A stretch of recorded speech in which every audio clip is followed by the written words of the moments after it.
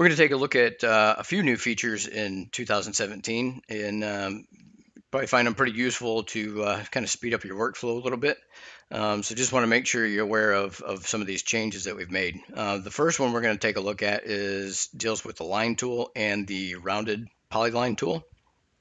And we've added a new feature in here to define the length of the segments. So the rounded polyline, you just click on one of the segments, and for the length you can type in whatever you want. So 8.3, and it updates the lengths of these. Same thing with the line tool.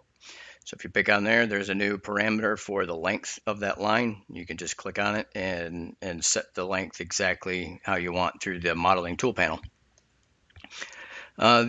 Another new feature is with the extrude tool. We now allow you to extrude directly off surface edges versus having to, before you'd have to extract the edge and put a curve on the edge.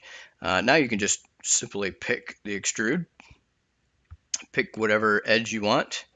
In this case, we'll pick this one, and let's just say that's good, and then go ahead and drag that up. So you can go directly off the edge. You don't have to, make a curve or any of that kind of stuff. It will work directly off surface edges now. So that should speed things up and make things a little bit easier for you. And the last thing I want to take a look at to make sure everyone kind of understands how this works is it's for importing and exporting files. We've changed the management just a little bit. So let's go to File, Open. Well, you know what? Let's do Save As first. Let's do File, Save As. Let's say I want to save this, and I want to save it to a different format. I want to save it to, let's say, an IGES file. Okay, and then I'll just call this test1 as IGES, and I'm going to hit Save. Okay, now when it saves it, it's now going to bring up this little export box, and it's going to allow you to pick which one of the two libraries you want to use to export it. Now this becomes kind of critical when, let's say, you save something out as a parasolid or PS file, and then you read it back in as a CT file.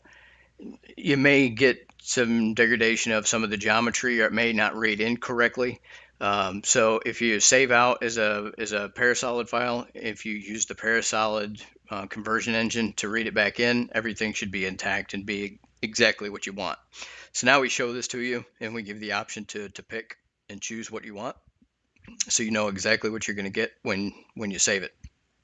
So we'll leave this one as parasolid, and click OK. So now if I want to reopen that file, and make sure that, in any other product, you know exactly what format it was saved in. So same thing if I want to go ahead and open a file, just go here, and let's find a new file. So let's see if we can find a step file to work with. So go here. And again, if you want to filter through this, you can just say, just show me everything that's just step related, so I know where it is. So okay, so let's open this one and open it.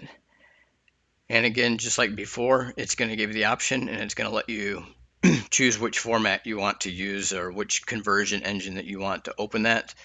So for example, if you have a SolidWorks file that's saved in a parasolid XT format, and you want to read that in, you probably want to go ahead and just use the parasolid conversion engine to read that in. If that doesn't work, then you can always try the other one and see what you get better results with.